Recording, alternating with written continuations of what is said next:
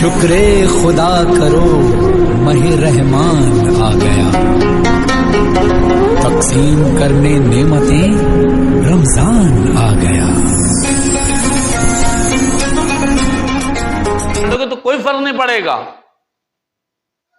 تو یہ کسے بہکایا جا رہا ہے؟ یہ نفس کو بہکایا جا رہا ہے۔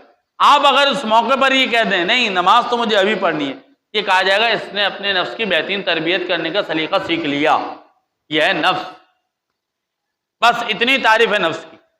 اور اس کے علاوہ تربیت کرتے چلے جائیں اپنے نفس کی، کہ نفس کو اپنے کنٹرول میں رکھنا کس طرح رکھا جاتا ہے۔ یاد رکھیں کہ ہم ہر چیز کو عقل کے تابع کر دیں گے تو نفس ہمارے ہاتھ میں آ جائے گا۔ اگر ہم عقل کو تمام چیزوں کے تابع کر دیں گے تو ساری چیزیں ہمارے ہاتھ سے نکل جائیں گی، یہ چیز یاد رکھیں۔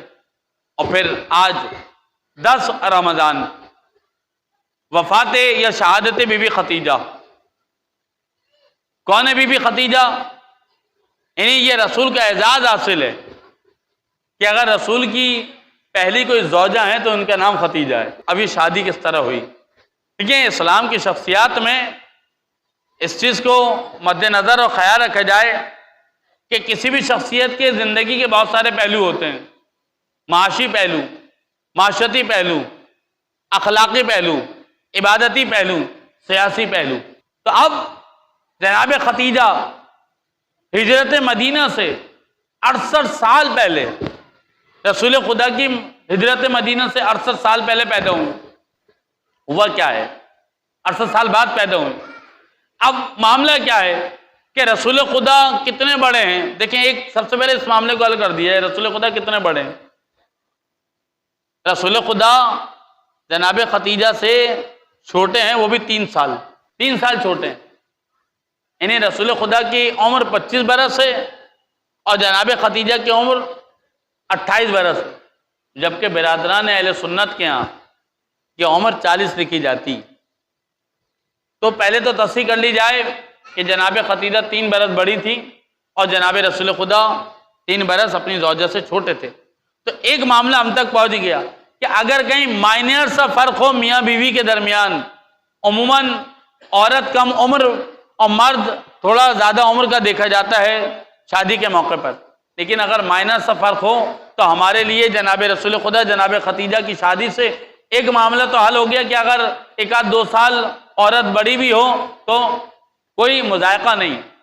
لیکن ہاں اگر یہاں ختیجہ بڑی تھی تو بہت ساری خوبیوں کی مالکہ تھی، مال کی نہیں کہہ رہا، خوبیوں کی مالکہ تھی۔ یعنی جناب ختیجہ جن حالات میں زندگی بسر کر رہی ہیں وہاں اپنے آپ کو پاک و پاکیزہ رکھنا بہت بڑی بات تھی، اور اس دوران اس زمانے میں ختیجہ طاہرہ کہلاتی تھی۔ اندازہ کیجئے ختیجہ کو طاہرہ اس دور میں کہا جا رہا ہے کہ جہاں عورتوں کا پاک صاف اور سالم رہنا مشکل تھا، ایک بات۔ دوسری بات جناب ختیجہ کے حوالے سے بیان کیا جاتا ہے، ٹھیک ہے، 2-3 چیزیں میں عرض کر دوں، تاریخ کی چیزوں میں اختلاف ہوتا ہے، اس کا مطلب یہ نہیں جو میں نے ممبر سے کہہ دیا مینوان بات اسی طرح ہے۔ ایک روایت تو یہ ہے کہ جناب ختیجہ بائی برتھ امیر تھی، ایک روایت یہ نہیں جناب ختیجہ کے والد و والدہ جس وقت اس دنیا سے رخصت ہوئے جناب ختیجہ سن و سال کے اعتبار سے بہت چھوٹی تھی، 5-6 برس کی تھی۔ تیسری روایت دیکھیں میں نے پہلے ہی کہہ دیا ہے کہ تاریخی باتوں میں اختلاف ہونا کوئی بڑا مسئلہ نہیں ہے۔ کیا جناب شہزادی کونین کی 3 شہادتیں نہیں ہیں؟ 2 شہادتوں کی تاریخ نہیں ہے؟ ولادتوں کی تاریخ، شہادتوں کی تاریخ ائمہ میں مختلف نہیں ہے؟ خوجہ کمیونٹی میں حضرت عباس کی ولادت رجب میں منائی جاتی ہے اور علاوہ ہم ہندوستانیوں کے یہاں شعبان میں منائی جاتی ہے۔ بہت سے اماموں کی شہادتوں میں فرق ہے۔ جناب ختیجہ کے حوالے سے میں نے ایک روایت پڑھی کہ ایک روایت تو یہ کہ بائی برتھ امیر تھی، ایک روایت یہ کہ نہیں یہ غریب تھی، انہوں نے باقاعدہ خود پیسہ کمایا تھا۔ اس پہ تھوڑی سی گفتگو کروں گا لیکن تیسرا نقطہ بیان کر دوں۔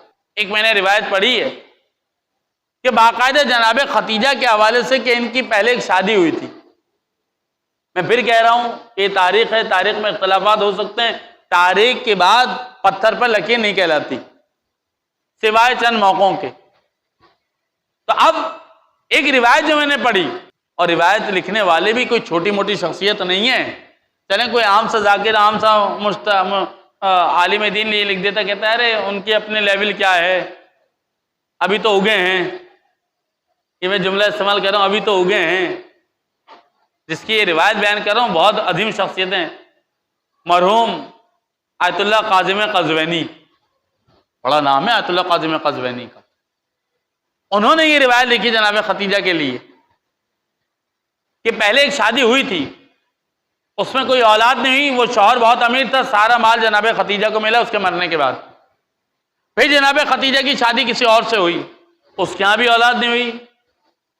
اس پہلے والے مرے ہوئے شوہر کا مال تو جناب ختیجہ کے پاس تھا، آیت اللہ قاظم قزوینی کہہ رہے ہیں اس کی بھی اولاد نہیں ہوئی، یہ بھی مالدار تھا، اس کا مال بھی جناب ختیجہ کے حصے میں آ گیا، بحیثیت بیوی، تو اچھا خاصا مال جناب ختیجہ کے پاس تھا۔ ایک روایت یہ ہے، ٹھیک ہے، یہ بات یوں ہی بیان کرنا ضروری ہے کہ کبھی آپ کے کانوں میں کوئی بات آ جائے، آپ کہیں نہیں ایسی روایت سنائی تو گئی تھی ہمیں،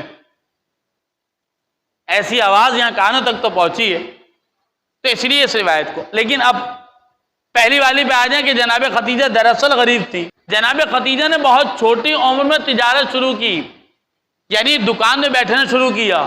ایران و عراق و شام میں ابھی بھی خواتین دکانوں پہ بیٹھتی ہیں، اب تو پاکستان میں بھی ہو گیا ہے، دکانوں پہ بیٹھتی ہیں۔ جناب ختیجہ نے کاروبار شروع کیا، اور کاروبار میں پروردگار عالم نے برکت رکھی ہے، نوکری میں برکت نہیں رکھی، کاروبار میں رکھی ہے، چاہے چھوٹا سا ہو، کاروبار اپنا ہو۔ اب جناب ختیجہ نے اس کاروبار میں اتنی محنت کی کہ جناب ختیجہ تقریباً 80 اونٹوں کی مال کا قرار پائی تھی، 80 اونٹ، اور جناب ختیجہ کا مال تجارت 80 اونٹوں پر جاتا تھا۔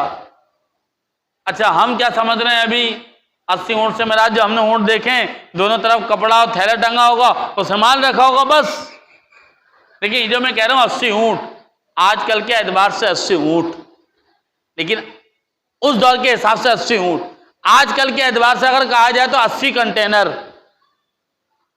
کسی کنٹینر کا کام کرنے والے سے پوچھیں کہ ایک کنٹینر کا اگر کوئی مالک ہو تو اسے منتھلی کتنا فائدہ ہوتا ہے، لاکھوں میں بیان کرے گا، منتھلی لاکھوں میں، اور کہاں 80 کنٹینر ہو تو کروڑوں میں فائدہ۔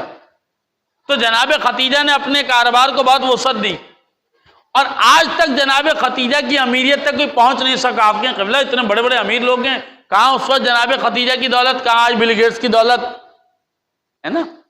لیکن اب میں کمپیریزن کروا دوں جلدی سے، 5-7 منٹ کی زحمت ہے۔ جناب ختیجہ کی امیریت کا یہ عالم تھا، اور امیریت کا یہ حال تھا جناب ختیجہ کے، کہ جناب ختیجہ کے اکثر جوڑے، اکثر لباس سونے و چاندی کے تاروں سے بنے ہوتے تھے اور بنے ہوتے تھے، اور جناب ختیجہ وہ لباس ایک بار پہن لیا کرتی تھی، دوسری بار نہیں پہنتی تھی۔ فاطمہ کی ماں کتنی امیر تھی کہ ایک بار جو لباس پہن لیا سونے چاندی کا، دوسری بار وہ لباس زیب تن نہیں کرتی تھی۔ بھئی کہاں جاتا تھا؟ فاطمہ کی ماں ہے، انفاق کر دیا کرتی تھی۔ یعنی اگر امیریت عروج پر تھی اور ایک اعتبار سے اس میں بہت شاہانہ لباس پہننے کا رواج بھی تھا، تو دوسرے لباس کو ضائع نہیں کیا جاتا تھا، انفاق کر دیا جاتا تھا اپنی کنیزوں میں۔ جناب ختیجہ کے پاس ایک نوکر جس کا نام میسرہ تاریخ میں لکھا جاتا ہے۔ دیکھیں اب معاشرتی حوالے سے بچیوں کے لیے لڑکوں کا انتخاب کس طرح کیا جائے، یہ جناب ختیجہ کی زندگی موجود ہے۔ اور یہ ایک بات میں عرض کر دوں، جب بات یہاں تک آئی گئی، وہ کیا ہے، اب ہمارے یہاں ہوتا کیا ہے، جیسے رشتہ آتا ہے بغیر کسی کام کے تحقیق کے بغیر مولوی کو ذمہ دی جاتی ہے، پہلے تو استخارہ ہوگا، سمجھایا جائے کہ پہلے شریعت کا مسئلہ تو حاصل کیجئے۔ میں نے ایک درس میں کہا تھا پہلے استشارہ ہوتا ہے، بعد میں استخارہ ہوتا ہے، اگر استشارے سے کسی نتیجے پر نہ پہنچ سکیں۔ استشارہ کیا ہوتا ہے؟ یعنی کسی چیز کے بارے میں اہل علم سے مشورہ۔ مثلا اگر کسی لڑکی کا رشتہ آیا، صورت شکل صحیح، خاندان صحیح،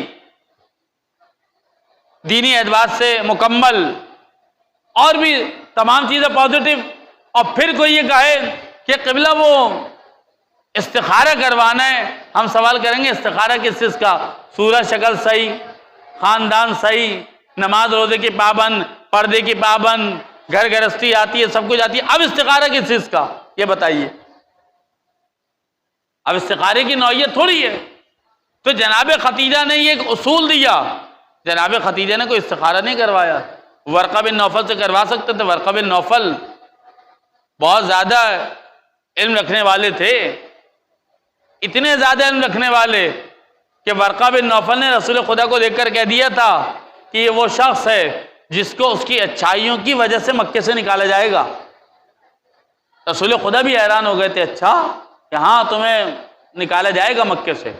بہرحال ختیجہ، جناب ختیجہ نے ایک نوکر کو حضرت رسول خدا کے پیچھے جاسوسی کے لیے چھوڑا اور کچھ سامان تجارت ان کے حوالے کیا کہ آپ بیچنے جائیں۔